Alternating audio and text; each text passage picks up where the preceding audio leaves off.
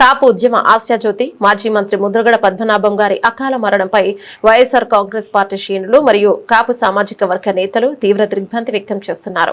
ముద్రగడ పద్మనాభం పరమపదించడం కాపు సామాజిక వర్గానికి మాత్రమే కాకుండా వైఎస్ఆర్సీపీకి కూడా తీరని లోటని మాజీ మంత్రి కురసాల కన్నబాబు ఆవేదన వ్యక్తం చేశారు. కాపు జాతి హక్కుల కోసం, రిజర్వేషన్ల సాధన కోసం ఆయన సాగించిన నిబద్ధతతో కూడిన పోరాటాన్ని ఈ సందర్భంగా కన్నబాబు గుర్తు చేసుకున్నారు.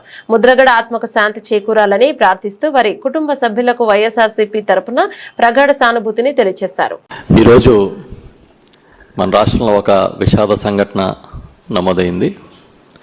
సుదీర్ఘ రాజకీయ చరిత్ర కలిగిన కాపు ఉద్యమ నాయకుడిగా ఒక విలక్షణమైన పోరాట పటిమ కలిగిన శ్రీ ముద్రగడ పద్మనాభం గారు మనల్ని విడిచి వెళ్ళిపోయారు. చాలా దురదృష్టం. ఒక నిబద్ధత కలిగిన నాయకుడిగా పద్మనాభం గారు ఈరోజు పరమపదించడం అందరికీ లోటే. ఒక విలక్షణమైన వ్యక్తిత్వం అయింది. చాలా ముక్కుసూటితనం, పట్టుదల, నిజాయితీ, మాట మీద నిలబడడం, ఇవన్నీ ఆయన లక్షణాలు. కేవలం గోదావరి జిల్లాలకే కాదు, ఈ రాష్ట్రంలోనే, ఉమ్మడి రాష్ట్రంలోనే తనదైన శైలిలో పనిచేసిన నాయకుడు ఆయన. ఇవాళ కాపు ఉద్యమం అంటే, కాపు రిజర్వేషన్ పోరాటం అంటే ఆయనే గుర్తొస్తారు. చాలా నిబద్ధతతో పట్టిన పట్టు విడవకుండా పనిచేశాడు.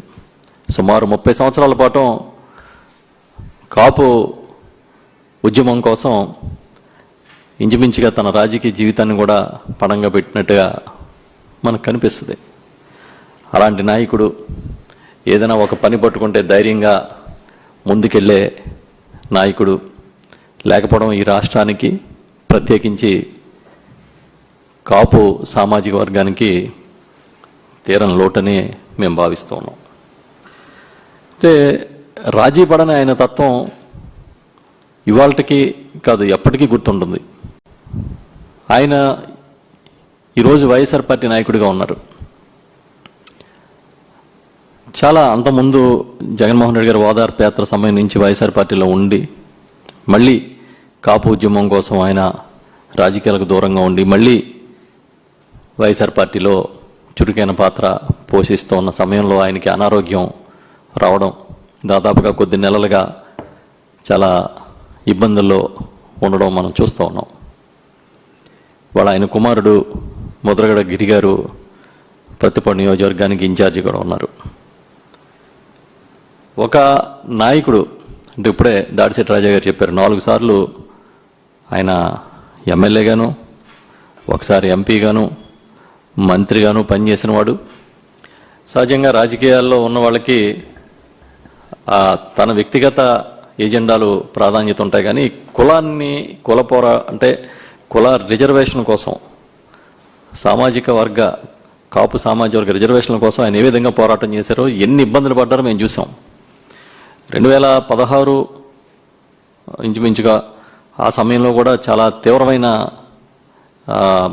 ఉద్యమం జరగడం, దాంట్లో రకరకాల పరిణామాలు ఇవాళకే కాదు చరిత్రలో ఎప్పటికీ నిలిచిపోతాయి. ఈ సందర్భంగా ఎప్పటికీ తెలుగువారి గుండెల్లో ఆయన ఒక విలక్షణమైన నాయకుడిగా ఉండిపోతారని చెప్తూ ఉన్నాం. ఈ సందర్భంగా మేమందరం పార్టీ తరపున, వైఎస్ఆర్ పార్టీ తరపున ప్రగాఢమైన సానుభూతి తెలియజేస్తూ